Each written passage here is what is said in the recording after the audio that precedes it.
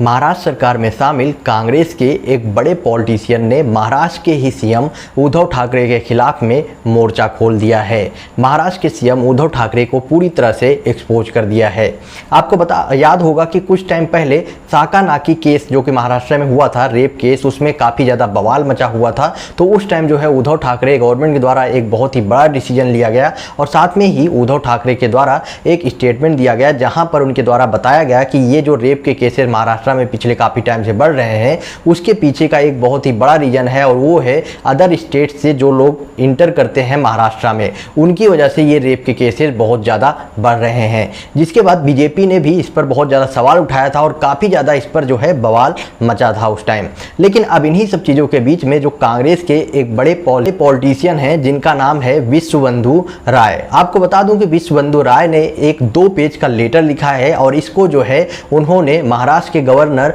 कोश्यारी के पास में भेजा है। और इस 2 पेज के लेटर में उनके द्वारा सीधा सीधा उद्धव ठाकरे के ऊपर निशाना साधा गया है, जहां पर तो सबसे पहले उनके द्वारा बोला गया कि पिछले 1 साल में महाराष्ट्र में 144% जो रेप के केसेस हैं वो बढ़ चुके हैं और इस पे जो है उद्धव ठाकरे को जो एक्शन लेना चाहिए, लेकिन उद्धव ठाकरे गवर्नमेंट जो है सही से एक्शन नहीं ले पा रही है। वहीं उनके द्वारा ये भी बोला गया, उनके द्वारा कोश्यारी को थैंक यू बोला गया कि उन्होंने जो है विशेष सत्र की बुलाने की जो है उनके द्वारा उद्धव ठाकरे को मांग की गई, लेकिन उसके बावजूद भी उद्धव ठाकरे ने इसको जो है एक तरीके से रिजेक्ट कर दिया कि वो जो है विशेष सत्र को बुलाने के लिए रेडी नहीं है। इसके साथ में ही उन्होंने उद्धव ठाकरे के ऊपर इल्जाम लगाते हुए, उद्धव ठाकरे के ऊपर निशाना साधते हुए बोला कि उद्धव ठाकरे जो है वोट बैंक का गेम खेल रहे हैं। उन्होंने जानबूझ के इस तरह का गेम खेला और उन्होंने जानबूझ कर इस तरह का स्टेटमेंट दिया कि इस पूरे के पूरे जितने भी रेप केसेस बढ़ रहे हैं उसके पीछे के जो मेन जिम्मेदार हैं वो अदर स्टेट से जो लोग आ रहे हैं वो हैं, ना कि